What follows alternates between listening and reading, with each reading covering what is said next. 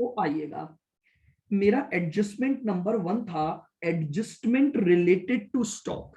यानी अगर बहुत सिंपल सा एडजस्टमेंट है, अगर पर्सन ने, जो बिजनेसमैन है, अगर उसने अपने स्टॉक को बिलो कॉस्ट वैल्यूड किया हुआ है या उसने अपने स्टॉक को अबव कॉस्ट वैल्यूड किया हुआ है, दोनों ही चीजें not permissible for the purpose of claim.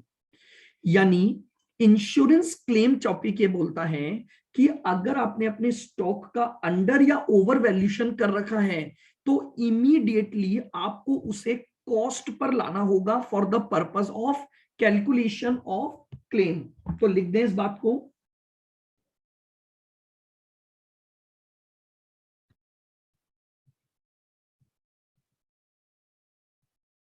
whenever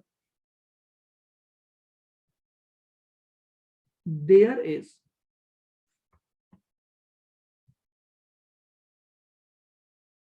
under oblique overvaluation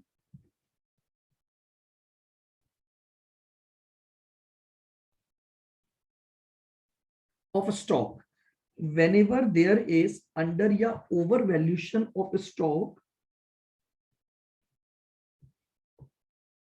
then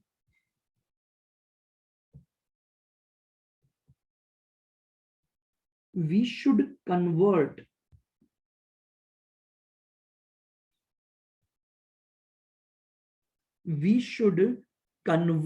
it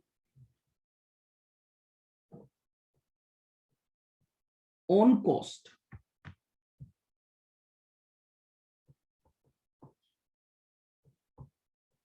and then cost is to be considered, cost is to be considered for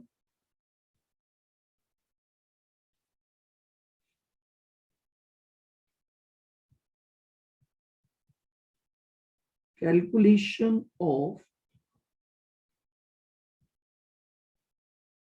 claim to be submitted।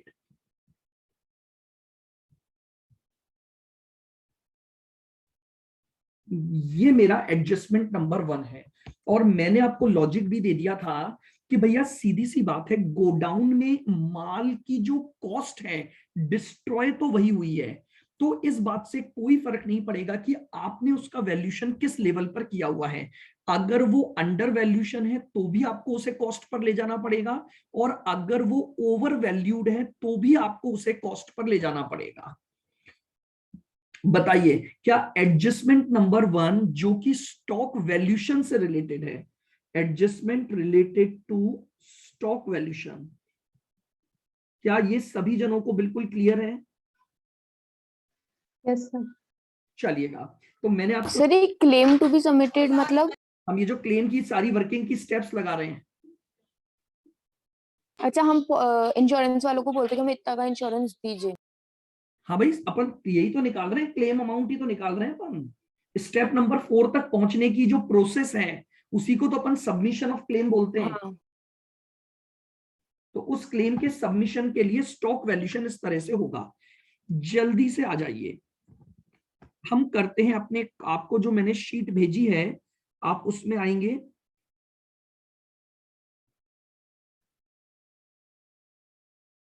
इसमें stock के साथ कुछ और भी है क्या? आइएगा, question number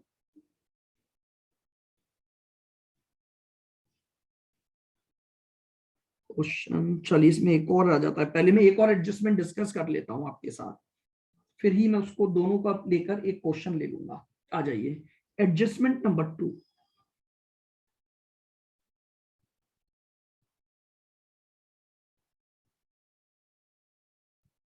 adjustment number 2,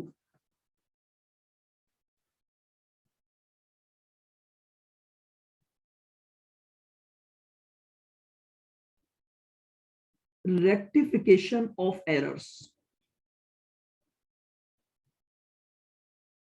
rectification of errors.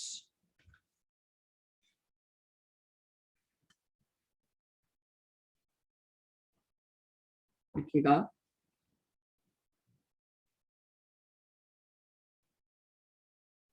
देखिएगा बिल्कुल ध्यान से मेरी बात को सुनना। अब क्या होगा, हमारे पास कुछ एरर्स दे रखी होंगी। एरर्स इन द सेंस, देखिएगा,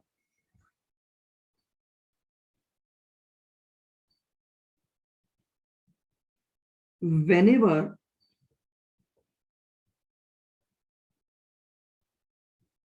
there are some errors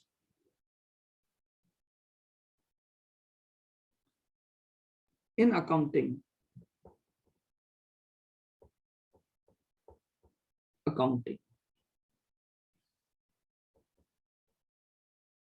such as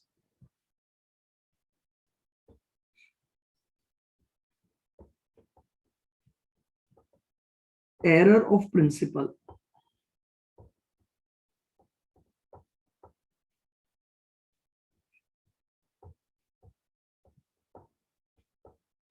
error of omission,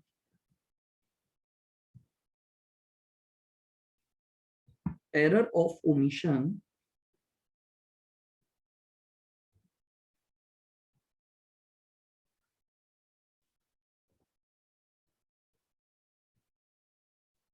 error of commission. Then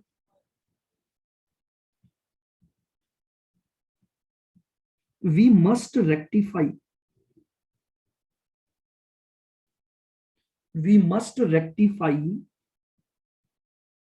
such errors.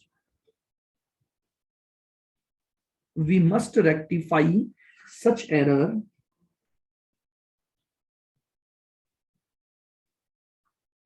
before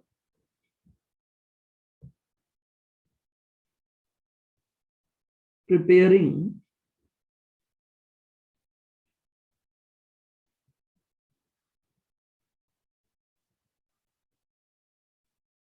statement of claim.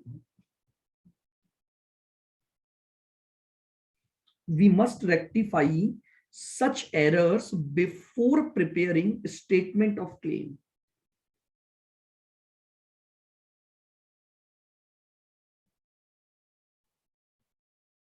Rectified value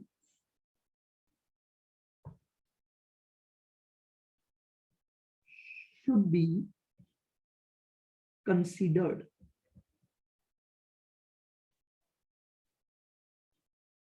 rectified value should be considered for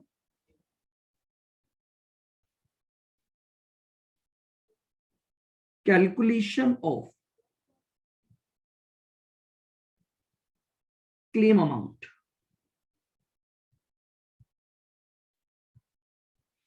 For calculation of claim amount.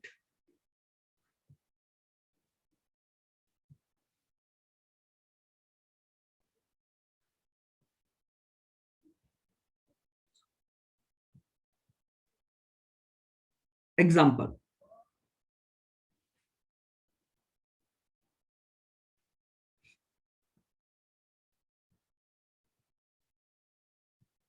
Wages include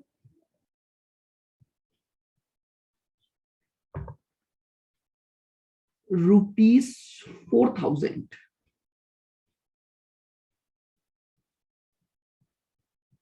related to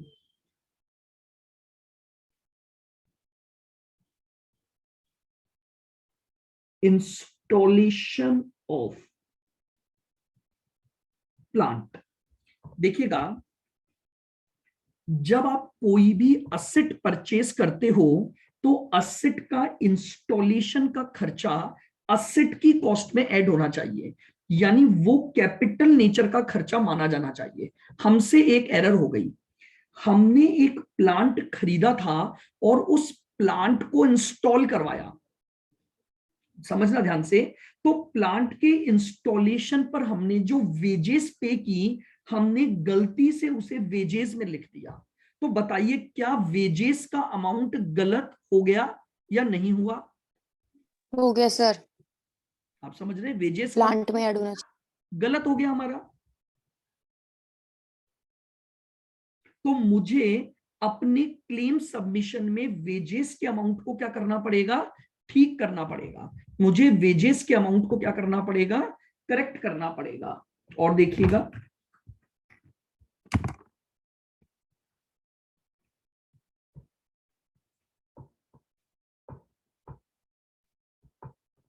purchases of furniture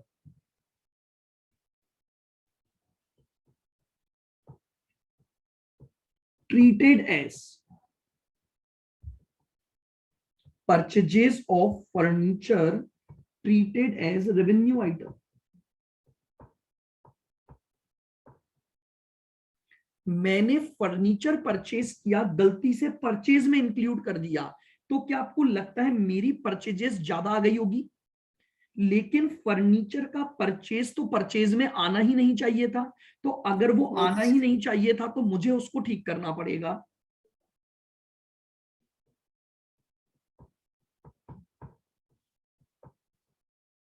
purchases of goods rupees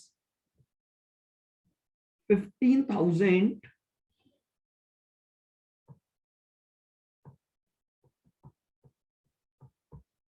received but not recorded।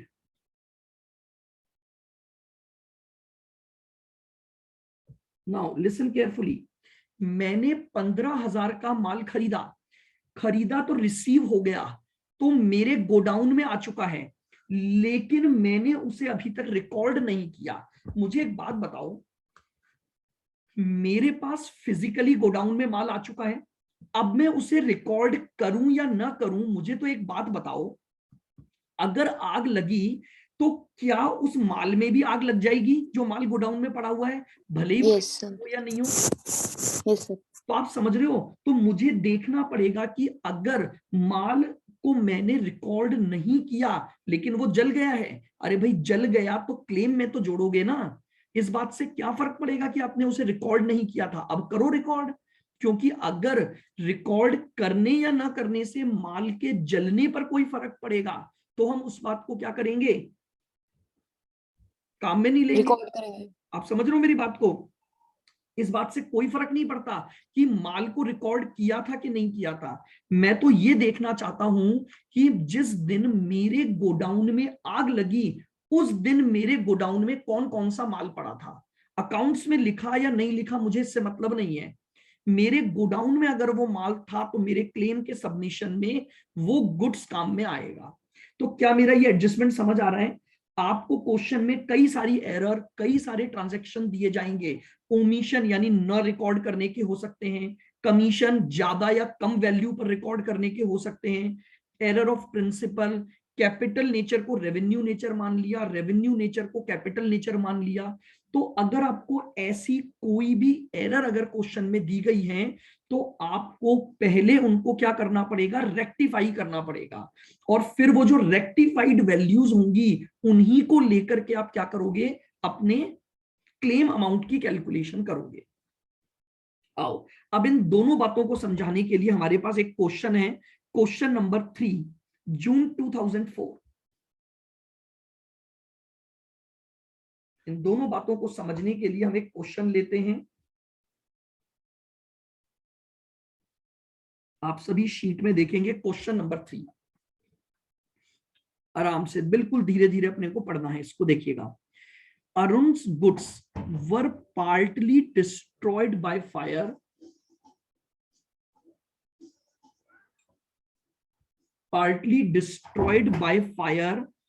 on 30th June 2013। तो लीजिएगा, हमारा एक तो चाहिए मुझे पहले current year. मैंने आपको बताया था क्वेश्चन को स्टार्ट करते समय दो बातें ध्यान रखना बस, और एक चाहिए मुझे प्रीवियस ईयर। अब अपन ईयर चेक कर लेते हैं। He close his books of accounts on 31 March each year. तो अब बताओ, आग लगी है 30 जून 2003 को, तो ये करंट ईयर कहां से स्टार्ट हुआ होगा? सर 1 अप्रैल 1 अप्रैल 2002। 2003 से, और आग लग गई 30 जून 2003। आराम से चलो, शुरुआत के क्वेश्चन में कोई जल्दबाजी नहीं, देन आप खुद प्रैक्टिस कर पाएंगे। आ जाइए, तो प्रीवियस ईयर मेरा क्या हो जाएगा? 1 अप्रैल 2002 से लेकर 31 मार्च 2003। ये लीजिए, सबसे पहला काम मैंने ये कर दिया। मुझे जैसे ही डेट ऑफ फायर और बुक्स को क्लोज करने का पता लगा, मैंने दो बातें लिख दी, मेरा करंट ईयर ये है और प्रीवियस ईयर ये है। अब मुझे सबसे पहले ढूंढना है क्या क्वेश्चन में जीपी रेट दी हुई है, या मुझे जीपी रेट के लिए ट्रेडिंग बनाना पड़ेगा। आगे बढ़ते हैं क्वेश्चन में। आपको स्टॉक एज ऑन 31 मार्च 2003 दे रखा है, परचेजेस दे रखी है 1 अप्रैल से 30 जून तक की, वेजेस दे रखी है 1 अप्रैल से 30 जून तक की, सेल्स दे रखी है 1 अप्रैल से 30 जून तक की। करंट ईयर का डेटा है। आगे बढ़ो। Average percentage of gross profit to cost is 16.667%। GP ratio is given in the question. मुझे जीपी रेशियो दे दिया गया है। आ जाओ, स्टेप 1,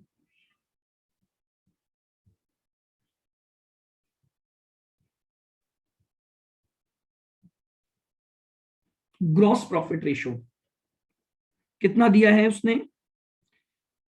कॉस्ट पर दिया है 16.667। 16.667% on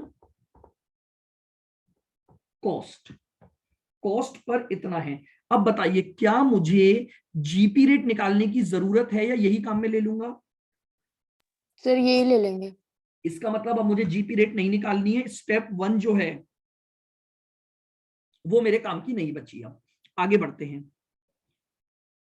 stock to the value of ₹1 lakh was salvage, policy was 80,000, claim was subject to average clause. आओ, कुछ एडिशनल इंफॉर्मेशन दी है। Purchases include purchases of plant ₹80,000।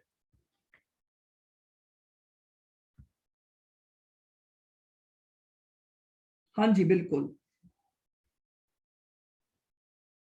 बताइए, क्या परचेज में कोई एरर चल रही है आपकी? क्या परचेज में कोई एरर चल रही है?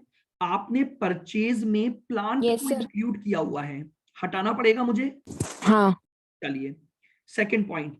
फर्म ने जब प्लांट को इंस्टॉल करवाया तो अपने ही ओन मेन काम में लिए, और उनकी वेजेस बनी 5,000, और इस अमाउंट को आपने वेजेस में इंक्लूड कर दिया। फिर एक और एरर हो गई। Yes sir. अगर प्लांट को इंस्टॉल करने की वेजेस थी तो वो प्लांट में आनी चाहिए थी, वो आपकी वेजेस में नहीं जुड़नी चाहिए थी। और तीसरा, stock in the beginning was calculated at 15% less than the cost. और आपने एक और काम कर रखा है, जो आपका इस साल का ओपनिंग स्टॉक है, यानी प्रीवियस ईयर का जो क्लोजिंग है, आपने उसको कॉस्ट से 15% कम पर वैल्यूड कर रखा है। बताइए, क्या 3 एडजस्टमेंट्स हमारे को दे रखे हैं क्वेश्चन में? Yes sir. पहला पॉइंट, स्टॉक को ठीक करना पड़ेगा। दूसरा पॉइंट, परचेजेस को ठीक करना पड़ेगा। और तीसरा पॉइंट, वेजेस को ठीक करना पड़ेगा। आ जाइए, या तो हम उसको ट्रेडिंग अकाउंट में डायरेक्ट कर सकते हैं,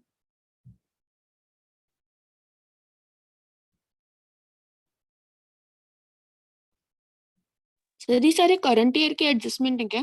करंट ईयर के ही होंगे ना। प्रीवियस ईयर का डेटा कहाँ है आपके पास? परचेजेस एक ही अवेलेबल है ना आपके पास। प्रीवियस ईयर का डेटा है कहाँ? Memorandum trading account. account from 1 अप्रैल 2003 से 30 जून 2003।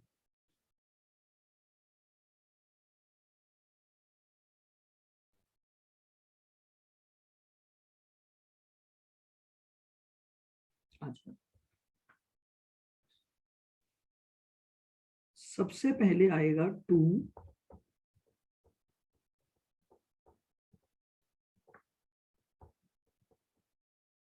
Opening stock. मुझे बताइए, मैंने जो स्टॉक अपनी बुक्स में दिखा रखा है, अगर वो 15% बिलो कॉस्ट है तो इसका मतलब मैंने तो 85 पे ही दिखा रखा है। Yes sir. तो आइए उसको करेक्ट कर दो। 3,40,170 अगर 85 है तो मुझे तो इसे कॉस्ट पर ले जाना पड़ेगा वापस। तो 3,40,170 डिवाइड बाय 85 इंटू 100, तो मेरे ओपनिंग स्टॉक की वैल्यू आ गई 4,02,000। ये लीजिए, मैंने पहला एडजस्टमेंट कर दिया। Stock should be valued at cost. अगर स्टॉक अंडर वैल्यूड है या ओवर वैल्यूड है तो मुझे उसे ठीक करना पड़ेगा, और उसे मुझे for the purpose of claim statements मुझे उसे कॉस्ट पर लाना पड़ेगा। सर एक बार कैसे किया आपने, ये बता दो वापस से। क्या हो गया? मुझे डिवाइड बाय एक सिंपल सी लॉजिक की बात मैंने लगाई। उसने बोला कि कॉस्ट से 15% कम पर वैल्यूड किया आपने। हाँ तो मान लो कि let cost is equal to 100, तो आपने उसमें से लेस कर रखा है कितना? सर 15 15। तो इसका मतलब आपने कितने पर दिखा रखा है? 85। तो आपने एक्चुअली 85 पे दिखा रखा है ना। Yes sir. तो अब 85 की चीज को 100 पर ले जाना है। तो मैंने जो वैल्यू ले रखी है ओपनिंग स्टॉक की वो 85 पर है, और इनटू 100 कर दिया तो वो ऑटोमेटिकली कॉस्ट पर पहुंच गया। अच्छा हाँ, कॉस्ट। चलूं आगे, आ जाइए। परचेजेस कितनी दिखा रखी दे रखी है मुझे? सर 8 लाख 8 लाख। इसमें से लेस कर दूंगा 80,000। परचेज ऑफ प्लांट, इसमें से लेस कर दूंगा cost of plant. Cost of plant कितनी है? 80,000 इसमें से हटा दो। ये लीजिए, तो अब मेरी जो परचेजेस बची वो बची 7,20,000 टू वेजेस। मैं चाहूं तो अलग से वर्किंग बनाकर और यहां भी नेट अमाउंट ला सकता हूं, और अगर चाहूं तो यहीं पर, क्योंकि अभी सिंगल सिंगल एडजस्टमेंट थे ना, आगे जाकर परचेजेस में कई सारे एडजस्टमेंट आएंगे तो हम अलग से वर्किंग भी बना लेंगे। अब आपको वेजेस दे रखी है 3,05,000। 3,05,000 इसमें से हटा देंगे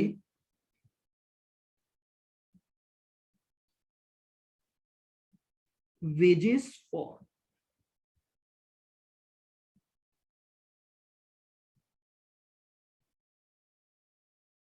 इंस्टॉलेशन ऑफ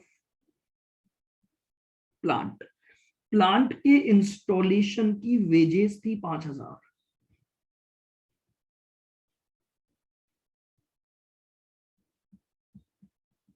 ये लीजिए, तो मेरे पास अब वेजेस आ गई 3 लाख। अब मुझे सेल्स दे रखी है 15 लाख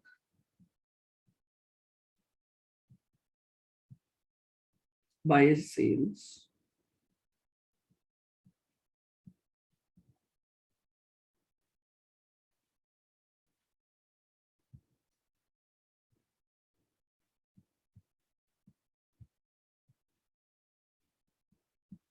अब मुझे चाहिए ग्रॉस प्रॉफिट।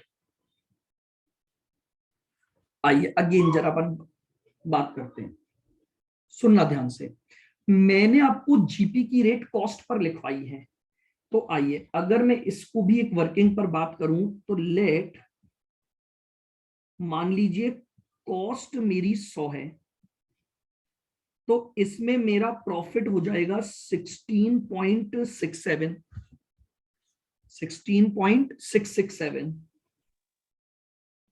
तो बताओ मेरी सेल्स कितनी आ गई? 116.667। सो तो डायरेक्ट ही निकाल लेंगे ना। अभी मैंने पिछले में डायरेक्ट निकलवाया था तो आपकी क्वेरी आई थी ना। अच्छा ठीक। फिर अब वापस अगर मैं डायरेक्ट लिखवाऊंगा फिर आप पूछोगे क्वेरी को, तो मैंने इसीलिए पूरा ही बता दिया। तो अब मुझे बताइए कि आपकी सेल्स कितने के बराबर हो गई? 116.667। इसका मतलब एक रिलेशन आया कि अगर सेल्स 116.667 है तो उसमें प्रॉफिट कितना इंक्लूड है? सर 16.667। 16.667। तो अगर मेरी सेल्स 15 लाख है, हेंस अगर मेरी सेल्स 15 लाख है तो वो 116.667 के बराबर है। तो उसमें प्रॉफिट निकाल लो, 16.667 कितना बना? 15 लाख डिवाइड बाय 116.667 इंटू 16.667, तो मेरा प्रॉफिट आ गया 214289।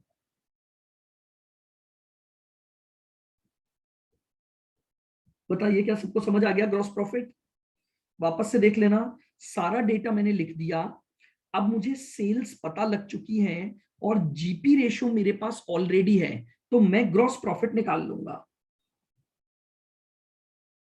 214289।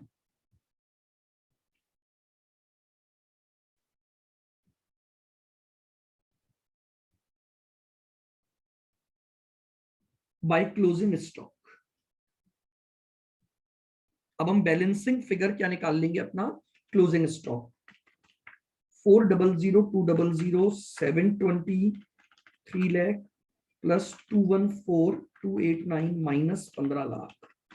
तो यानी आपके पास जो क्लोजिंग स्टॉक बचा 134। ये लीजिए, आग लगने के दिन आपके गोडाउन में इतनी वैल्यू का माल पड़ा था। ये लीजिए, मैंने मेमोरेंडम ट्रेडिंग अकाउंट बनाया और उससे मैंने ये वैल्यू निकाल ली। बताइए क्या क्लियर है क्या ये पॉइंट? अब आप मुझसे पूछ सकते हैं मेमोरेंडम ट्रेडिंग में अगर कोई पॉइंट आपको पूछना है तो ये मैंने स्टेप 2 बना दी। गिवन डेटा में स्टॉक अंडर वैल्यूड था, मैंने उसको ठीक कर लिया। 2 एरर हुई थी, एक परचेजेज में एक वेजेज में, मैंने उसको ठीक कर दिया। और अल्टीमेटली जीपी निकाल के मैंने बैलेंसिंग फिगर क्लोजिंग स्टॉक की वैल्यू निकाल ली। जल्दी से बताइए क्या ये डेटा सबको क्लियर है या कोई बात आपको यहां पर पूछनी है मुझसे? तो मैं स्टेप 3 पर चलूं? Yes sir. बताया करो, जल्दी जल्दी रिप्लाई किया करो। आ जाओ सर स्टेप। एक मिनट बस ये कॉस्ट का दिखा दो। क्या चीज दिखाऊं? ये वर्किंग नोट सर। ये लो,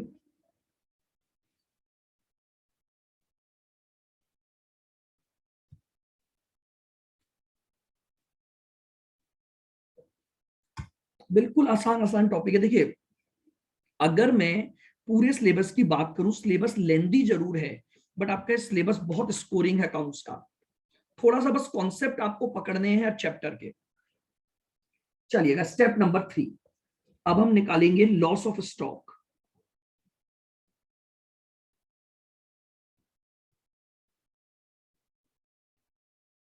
आ जाइए, लॉस ऑफ स्टॉक में मुझे क्या करना है? सबसे पहले लेना है value of goods in godown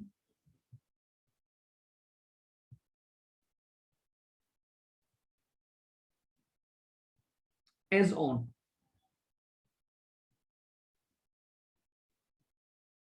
date of fire. आग लगने के दिन मेरे गोडाउन में कितनी वैल्यू का माल था वो मैंने ऊपर निकाल लिया, 134489 जो अपन ने ऊपर निकाला। अब इसमें से माइनस कर दो salvage value of stock.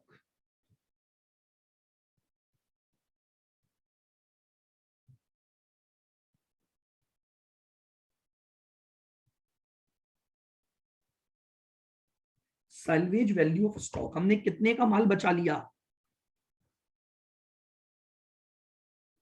1 lakh का।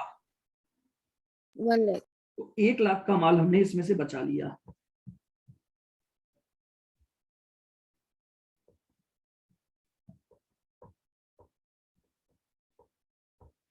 तो लीजिए, हमारे पास लॉस ऑफ स्टॉक आ गया 34। क्लियर बिल्कुल?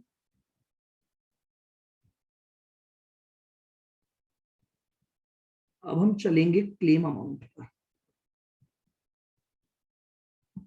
पहले चेक कर लेते हैं, वैसे तो इसने खुद नहीं बोल दिया था कि एवरेज क्लॉज एप्लीकेबल है, वरना आप भी चेक कर सकते हैं। देखो, आपका पॉलिसी अमाउंट बताइए मुझे कितना था?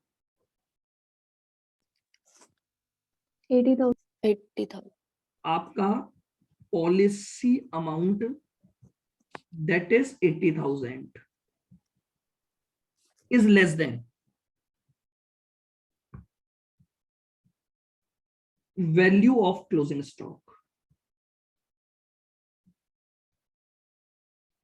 That is 134,489। तो क्या एवरेज क्लॉज एप्लीकेबल हो गया आपका? मैंने आपको बताया था अगर पॉलिसी Yes, का sir. अमाउंट कम है तो इसका मतलब एवरेज क्लॉज एप्लीकेबल हो जाएगा।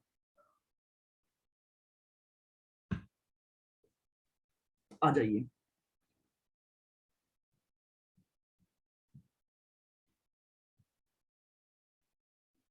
बताइए फॉर्मूला क्या था क्लेम अमाउंट निकालने का? Sir, policy amount policy amount divided by value of closing stock and date of fire into loss of value stock. Of stock on Date of fire. Date of fire और into Loss of loss of stock. आ जाइए, तो policy का amount है 80,000 divided by मेरे godown में माल था 134,489 into मेरा जो लॉस हुआ है वो 34,489। ये मेरा क्लेम अमाउंट आ जाएगा 20,516 489 इंटू 34,489, ये आ गया 20,516।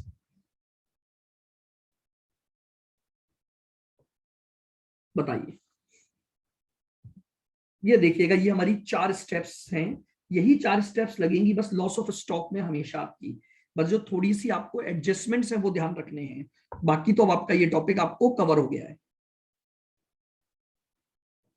बस हमें सारे एडजस्टमेंट्स पढ़ने हैं और कुछ नहीं। जल्दी से बताइए, क्या किसी को कोई बात पूछनी है इस एग्जाम्पल में, मतलब इस क्वेश्चन में, या आगे बढ़ूं मैं?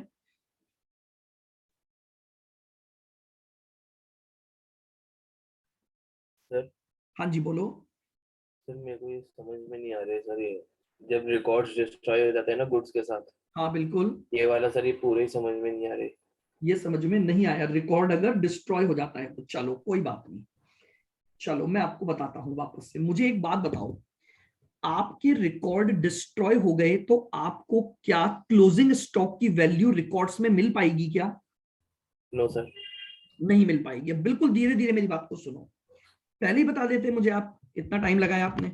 आ जाओ, अब सुनो। सर मेरे को लगा 1-2 क्वेश्चन में देखूंगा हाँ तो बिल्कुल आ जाएगा समझ में, थोड़ा सा मेरी बात सुनो बस, उसके बाद आप देखना आपको वो चीज आएगी। अब मुझे एक बात बताओ, अगर मुझे stock as on date of fire निकालना है तो मुझे ट्रेडिंग अकाउंट बनाना पड़ेगा कि नहीं बनाना पड़ेगा? क्योंकि ट्रेडिंग अकाउंट से ही स्टॉक की इंफॉर्मेशन पता लगती है। Yes sir. ठीक है, यहां तक क्लियर है? अब प्रॉब्लम क्या है वो समझो। अगर मैं ट्रेडिंग अकाउंट बनाकर स्टॉक को बैलेंसिंग फिगर निकालना चाहता हूं तो मुझे ट्रेडिंग अकाउंट में जीपी पहले कैलकुलेट करना पड़ेगा। Yes sir. सोचो थोड़ा सा, ट्रेडिंग अकाउंट के फॉर्मेट पर जाओ, स्टेप्स भूल जाओ। मैं तो बोल रहा हूं क्लोजिंग स्टॉक अगर कभी भी निकालना है तो क्लोजिंग स्टॉक तो ट्रेडिंग से ही पता लगता है। अब अगर आपको ट्रेडिंग अकाउंट बनाना है तो जीपी पहले पता होना चाहिए। Yes sir. अब प्रॉब्लम यह है कि देखो, क्लोजिंग स्टॉक अगर आपको निकालना है तो जीपी पहले पता होना चाहिए। तो अब हम क्या करें? तो अब एक प्रोसेस फॉलो करना पड़ता है। सबसे पहले मुझे एक अजम्पशन लेनी पड़ती है कि मैं लास्ट ईयर में जो जीपी कमा रहा था मैं वही जीपी इस साल भी कमाता अगर आग न लगती तो। ये हमारे इंस्टीट्यूट्स की अजम्पशन है जो हमें माननी होती है। अगर आग न लगती तो मैं वही जीपी कमाता जो जीपी मैंने लास्ट ईयर में कमाया था। बोलो एग्री? Yes sir. अब मुझे बताओ लास्ट ईयर का जीपी कैसे निकालूंगा? सर वो पिछले साल के ट्रेडिंग अकाउंट से। यहां तक क्लियर है बिल्कुल? Yes sir. तो मैंने इसी बात को अपनी स्टेप नंबर 1 बना दिया। मैंने कहा सबसे पहले आपको जीपी रेट ढूंढनी है। आ जाओ, बिल्कुल इनिशियल लेवल पर जाओ जहां मैंने स्टेप्स लिखी थी। मैंने बोला आपका पहला काम है, अगर रिकॉर्ड्स डिस्ट्रॉय हो गए तो आपको प्रीवियस ईयर की जीपी रेट चाहिए। This is your first step. आप जब क्वेश्चन को रीड करोगे ना तो माइंड में ये चीज आनी चाहिए, क्या पिछले साल की जीपी रेट गिवन है या नहीं, क्योंकि करंट ईयर की तो मुझे पता ही नहीं हो सकती। तो मैं इस अजम्पशन पर अपनी अकाउंटिंग करूंगा कि पास्ट ईयर की जीपी रेट ढूंढूंगा और उसके लिए मुझे पिछले साल का ट्रेडिंग अकाउंट बनाना पड़ेगा।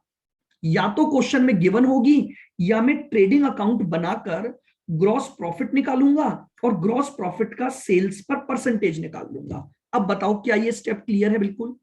Yes sir. अभी भी कोई डाउट है पूछ लो। देखो मैं बार बार आप लोगों को बोल रहा हूं, आप धीरे धीरे क्वेश्चंस करोगे तो और आ जाएगा, लेकिन एक बार थोड़ा थॉट प्रोसेस आपको डालना पड़ेगा। मैं क्यों निकाल रहा हूं जीपी रेट, क्या इसका लॉजिक समझ आया? करंट ईयर में आग लगने की वजह से मेरे पास रिकॉर्ड्स नहीं है।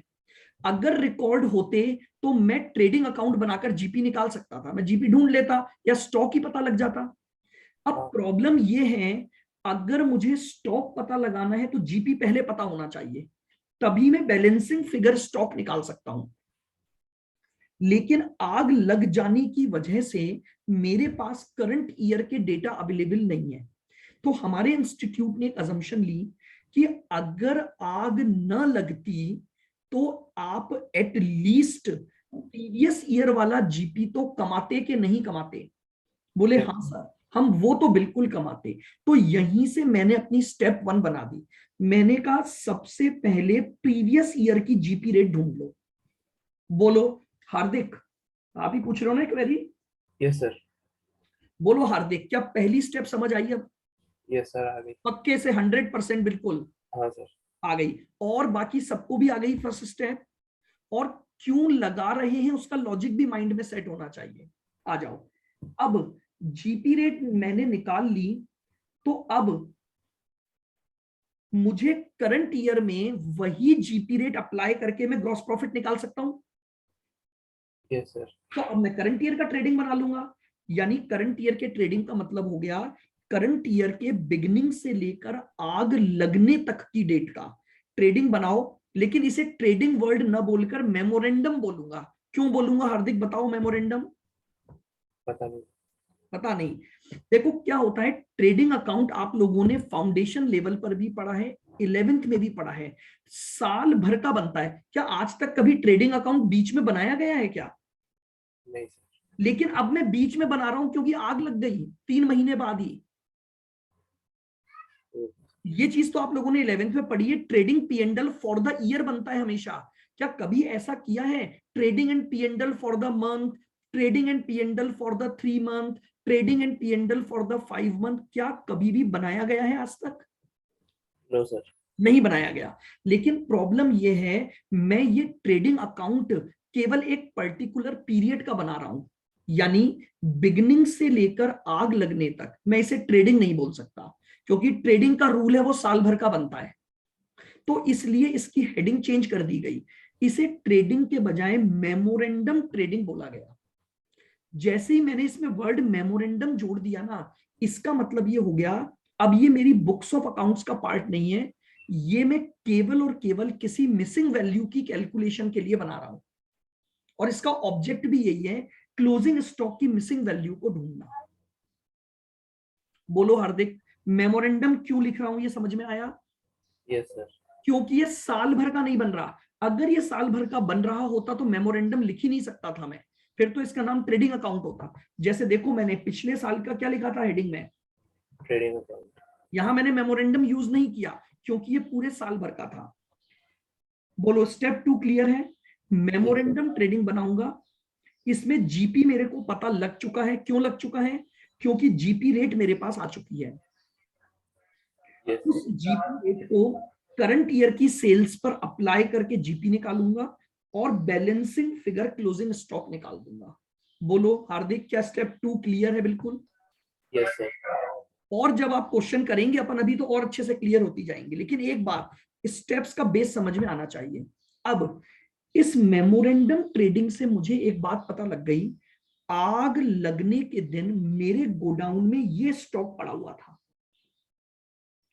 आग लगने के दिन मेरे गोडाउन में ये स्टॉक पड़ा हुआ था। बोलो क्लियर? Yes sir. अब स्टॉक पता लग गया। अब मे बी पॉसिबल इसमें से मैंने कुछ माल बचा लिया हो या फिर ये पूरा का पूरा जल गया हो। Yes sir. उसके लिए मैं स्टेप नंबर 3 पर पहुंचा, लॉस ऑफ स्टॉक। तो लॉस ऑफ स्टॉक में मैंने बोला कि भैया जितना गोडाउन में माल पड़ा था उसमें से माइनस कर दो जो माल मैंने आग लगने के बाद बचा लिया, रिमेनिंग जो बचा वो मेरा लॉस कहलाया। अभी फायर फाइटिंग को भूल जाओ। लॉस ऑफ स्टॉक कैसे निकाल रहे हो?